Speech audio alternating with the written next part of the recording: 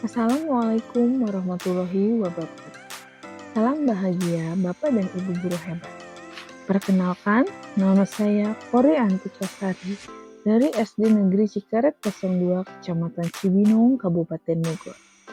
Calon guru penggerak angkatan 7. Di sini saya akan menjelaskan tentang kesimpulan dan refleksi pemikiran Ki Hajar Dewantara, modul 1.1. Pendidikan adalah pembudayaan buah budi manusia yang beradab, dan buah perjuangan manusia terhadap dua kekuatan yang selalu mengelilingi hidup manusia, yaitu kodrat alam dan kodrat zaman. Menurut Ki Hajar Dewantara, pendidikan itu menuntun segala kekuatan kodrat yang ada pada anak-anak agar mereka dapat mencapai keselamatan dan kebahagiaan yang setinggi-tingginya. Dasar-dasar pemikiran Ki Hajar Dewantara tentang pendidikan yaitu: pertama, menuntun. Guru menuntun tumbuh kembang kekuatan kodrat yang ada pada anak untuk mencapai keselamatan dan kebahagiaan setinggi-tingginya. Kedua, pendidik ibarat petani, di mana anak-anak seperti biji tumbuh-tumbuhan yang ditanam dan dirawat oleh petani, seperti halnya siswa yang dituntun dan dibimbing oleh guru dengan baik, maka akan mengembangkan bakat secara optimal. Ketiga, budi pekerti.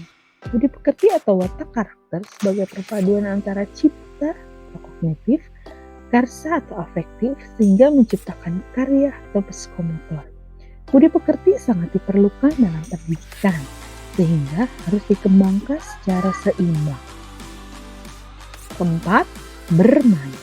Bermain adalah tuntunan jiwa anak menuju ke arah kemajuan hidup jasmani dan rohani, sehingga permainan yang mendidik sangat diperlukan dalam pembelajaran.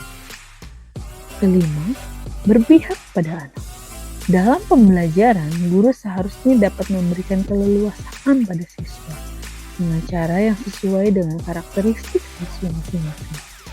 Guru dan siswa harus mampu berkolaborasi bersama-sama untuk menggali dan mengembangkan segala potensi yang dimiliki siswa.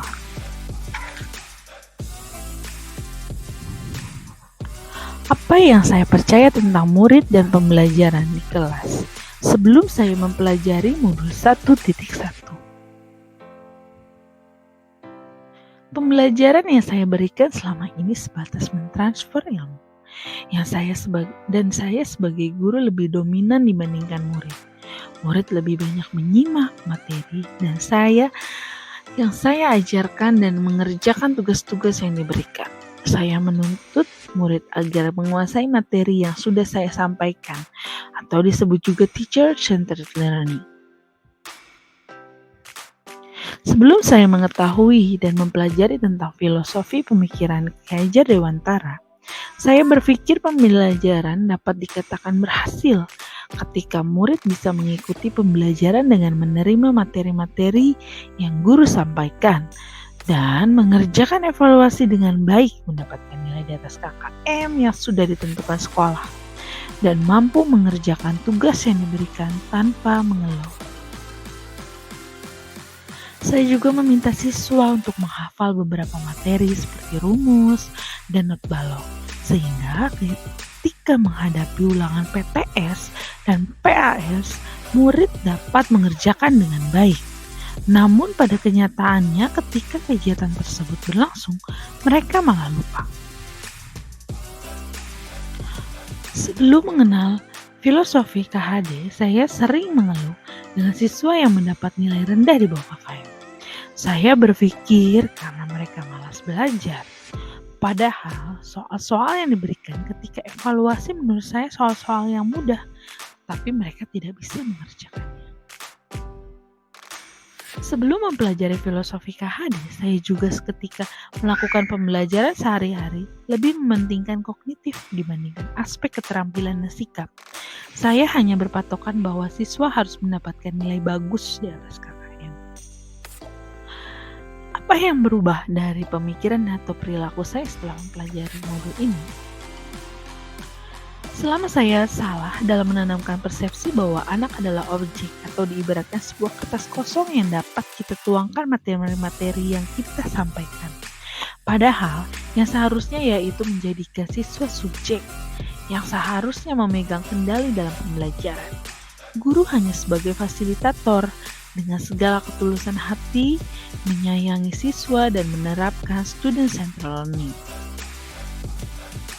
Setelah saya memahami tentang filosofi pendidikan menurut KHD, saya berusaha untuk memberikan kebahagiaan kepada siswa baik lahir maupun batin, menerapkan sistem AMO di kelas yang dapat diartikan menggunakan metode pembelajaran yang berdasarkan pada konsep asih, asah, dan asuh.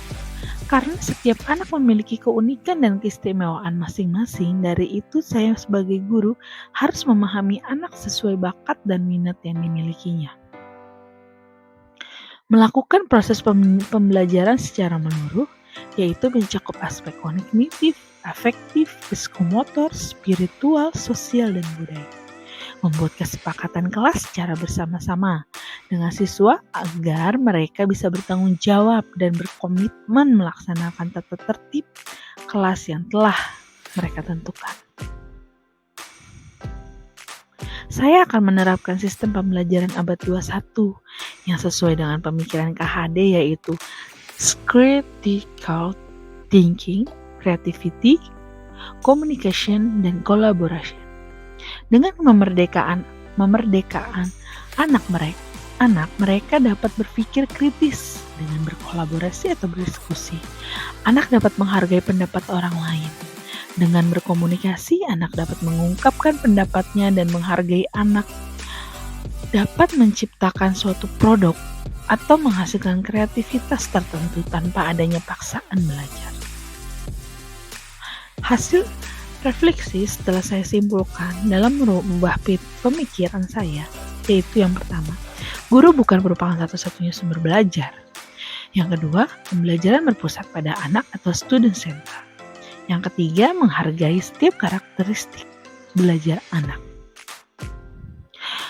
Merubah perilaku saya setelah hasil refleksi yang saya buat.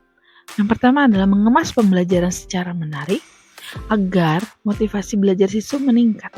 Memberikan kebebasan kepada anak untuk menyelesaikan setiap tugas sesuai dengan minat, bakat, dan kreativitasnya masing-masing. Lebih cermat melihat bakat anak atau menuntun sesuai kodratnya. Agar kelas saya mencerminkan pemikiran Ki Hajar Dewantara, yang harus saya lakukan yaitu 1. Merancang pembelajaran yang interaktif dan menyenangkan dengan melibatkan siswa tentunya. Yang kedua, menerapkan pembelajaran berbasis kearifan lokal dan budaya setempat. 3. Menerapkan konsep merdeka belajar dan mengintegrasikan setiap pembelajaran dengan pencapaian profil pelajar Pancasila. 4. Pembelajaran yang mengutamakan aspek budi pekerti. 5. Menerapkan sistem AMO, pendidikan yang menuntun, bukan menuntut. 6. Pembelajaran yang sesuai dengan kodrat alam dan kodrat zaman. 7. Mengintegrasikan permainan dalam pembelajaran. Kesimpulan dari setelah saya memahami modul 1.1 ini yaitu, pendidikan adalah menuntun anak yang sesuai dengan minat dan bakatnya. Pendidikan bukan hanya ilmu akademis saja, namun diperlukan penanaman budi pekerti. Pendidikan sejatinya adalah berhamba pada anak. Sekian dari saya, semoga ilmu yang saya sampaikan bermanfaat. Terima kasih. Assalamualaikum warahmatullahi wabarakatuh.